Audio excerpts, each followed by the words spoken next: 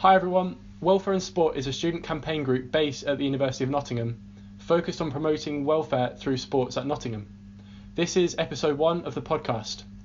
My name's Dom, I'm a third year aerospace engineering student and I swim.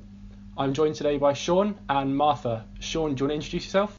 Yeah, so my name's Sean, I'm a second year psychology student and I play squash. And Martha? Hi, I'm Martha. I am a third year neuroscience student and I play polo.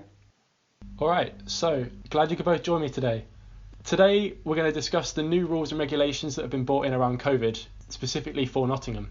So the idea is we're going to talk about ideas that you can do for sport, activity and exercise, whether or not you're a fresher, a returner in lockdown, in isolation, and just general ways that you can keep yourself active, moving and feeling happy.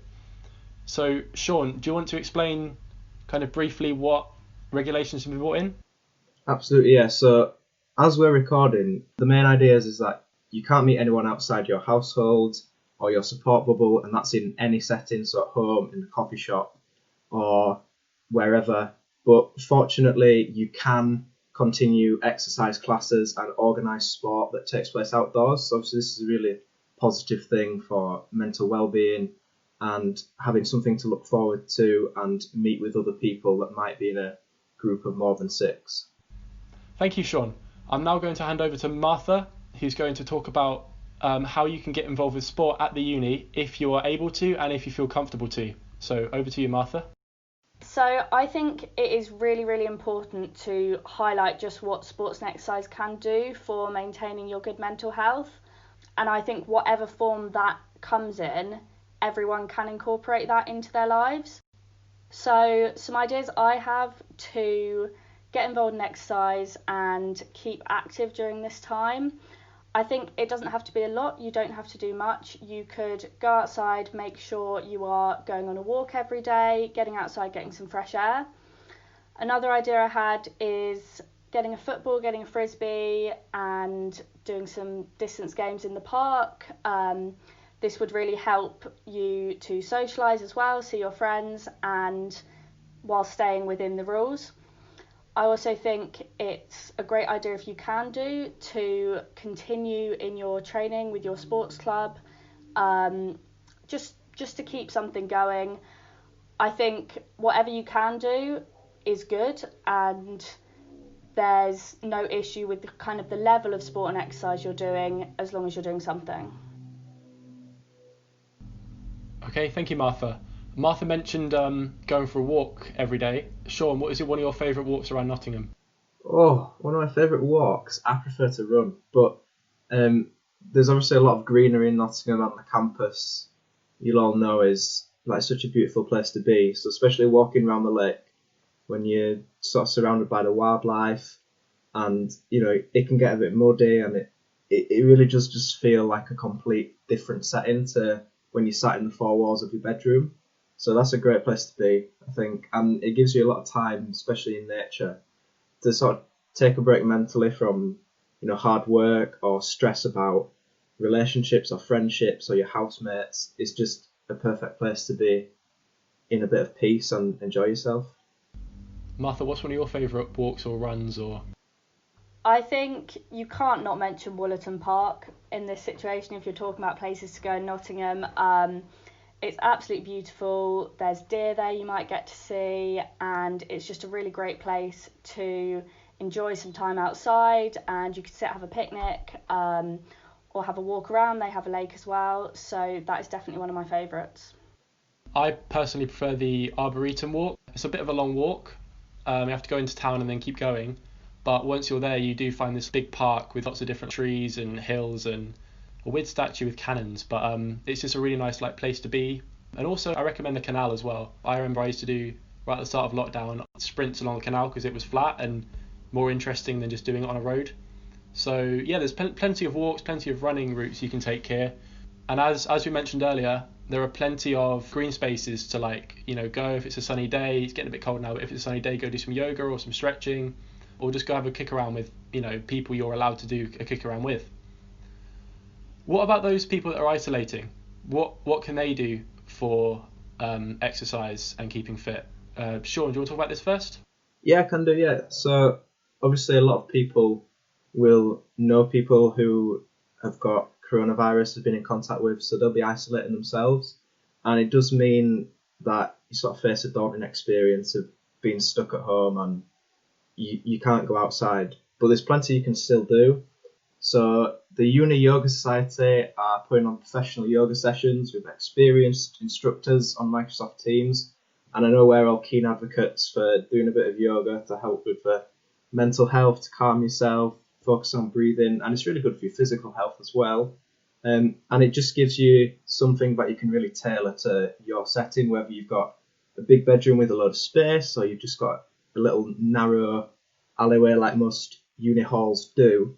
You can definitely sort of tailor that to whatever you feel comfortable doing. You can push your own limits, but it's something you can look forward to. And if you're in a house isolating, as a house together, it's something you can do as a house as well, and sort of keeping people encouraged with.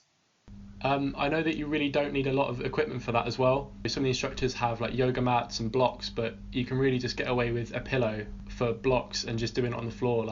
It's a really low entry level to get into it, and you just kind of adapt it for how flexible you are and just do as much as you can. Martha. Yep, I actually have a funny example of that. I was doing a workout the other day and needed some dumbbells, didn't have any in my room, but I had a bottle of Prosecco I'd been given for my birthday, so decided to use that, and it actually worked. It was a good idea, and I had it in my room, didn't have to move, didn't have to go out, no equipment, and it worked absolutely fine. I also think it doesn't matter what you're doing, if you're locked in your room or confined to your house, there's always something you can do, and as long as you're getting your adrenaline up, getting moving, it doesn't matter if you're just dancing in your room or walking up and down the stairs. As long as you're moving and being active, that can really benefit your mental health. Yeah, because I think the thing that we all miss is it's that 10-minute walk to the bus stop or the little walks in between your lecture halls that throughout the day they all add up, and you don't really realise how much exercise you're doing around campus or to the shop or anything. So you've got to try and keep active at like a regular intervals throughout the day, just to keep your blood flowing and body moving, because that has benefits for concentration and everything. So we're going to talk about what you do if you consider yourself like more of an athlete, or you consider yourself on one of the teams, and what I'm going to do without a competition. So in this time where you're not competing and not training quite as like intensely, you can work on your like mobility. If you know you've got like tight hips or tight ankles, you can stretch, you can do yoga as we established. Think about why you're in the sport. Do you love it, or have you just been in it since you were a child and now you're just looking for the next like goal? Personally, for myself, thinking about why I swim, a lot of the time in uni I've been doing it just to get into the next meet or just to get the next time, instead of thinking like I actually love the sport and want to do it for that reason.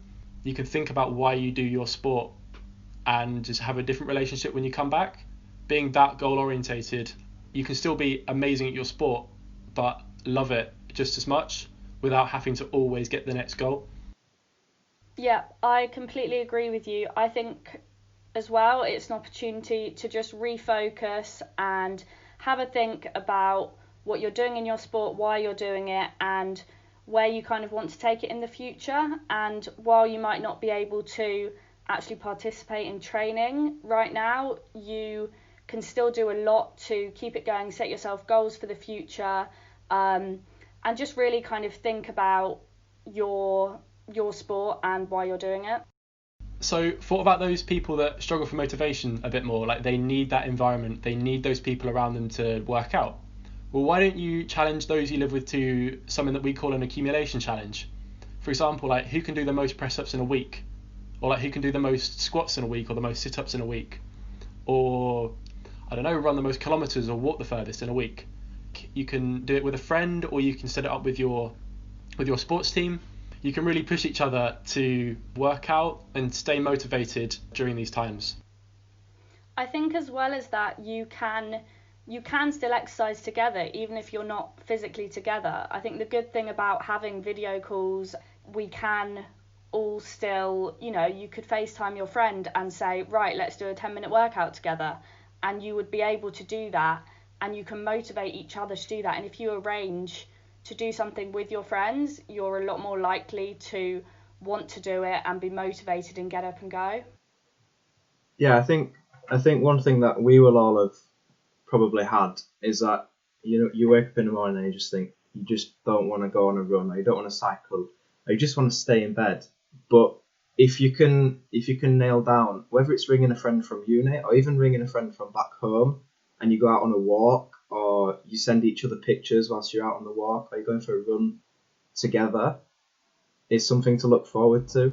Or if you like share Strava data or like workout logs, then Yeah, no, that's sort of the essence of what I'm going to say, and we had that period over the initial lockdown where everybody nominated everybody to run 5 kilometres, and there's no reason why you can't just modify that within your friendship group and do stuff that keep yourselves motivated, because not everybody wants to go out and run 5 kilometres, let's be honest, but you can adapt that to you and your friends. It's just all about keeping yourself and your friends accountable. Like, if you and your friends like exercise and it makes you feel better, just keeping each other accountable and checking up, making sure like how you're feeling, have you done anything movement wise that will make you feel better. Just keep each other accountable, compete if you can, but just keep active. So I think the most difficult category of people at the moment is those who are COVID positive. And for those people, we actually suggest the opposite. We suggest you don't move, you don't go for a 5k run or do as many press-ups as you can in a week. We recommend you just recover, get over the illness. At the end of the day, if you're that worried about losing fitness, you're going to lose a lot more by having COVID for much, much longer. And then once you're over it, and you're isolating or out of it, then you can start to, go for your walks or go for your runs. But just definitely, after you come back from it, definitely just build up to it slowly. Like, you can't expect yourself to be at peak capacity, peak fitness immediately. You'll just get hurt doing that. So just take your time coming back to it. Know you've had an illness that's been going around the world and, affecting millions of people, and you've survived it, and just come back slowly and you'll get there, but just take your time with it. And I think we will kind of wrap it up there. We'll say about Wobble Week because it's coming up and I think it's very important. So at the end of October, start November time, a lot of universities across the country face Wobble Week, and this is where a lot of first years drop out and start to find it really difficult to settle into the new routine of university life. You're over the honeymoon period of welcome week and meeting all new friends and housemates, but suddenly you've set into a new routine of work and things are really different, especially this year where you don't really know what's going to happen next week, never mind next year. So I'll just say it's very normal to feel like you're not fitting in or everybody else has got it together but you don't. It's just people cover it up differently, and there'll be people in your house, on your street, in your block that really don't have it together as much as they might look like they do. So trust yourself, trust all the journeys you've been on to get to this point. You've got through 6 months of lockdown, you're still here, you're still going, and you're still being really positive. So keep going, and we'll talk more about it next week. But Dom? We promise you, all new students that are going into Wobble Week, it does get a lot better. Like, this year's going to be especially rough because of lockdowns and coronavirus. And not only have you had all of the same kind of going away from home and new uni, settling in, new friends and new routines and everything that we've all had, you've also got the added pressure of lockdowns and does my friend have COVID? But it will get better. We will get over the coronavirus and everything will open up. I know a lot of us got over Wobble Week by staying on and just being like, no, it'll get better. And by a lot of us joined sports teams. That will come back. That will absolutely come back, and you'll be able to join the same sports teams and do what you love doing. So just hold tight. We'll talk about it more next week, but hold tight. Okay, so in summary, that was episode 1 of our new podcast, which we haven't named quite yet, but we're working on that. So we covered what you can do for sport, whether or not you're kind of out of lockdown, in lockdown, the different options the uni provides. And next week we're going to talk about Wobble Week and probably another topic we haven't yet decided. So that's it from all of us. Thank you, Sean, for joining us. Thank you Do you for want to say having me. something? No, just keep going, stick at it, and look for the positives. And thank you for joining us, Martha. Thank you. And that's it from us. So, see you next week. Bye. Bye.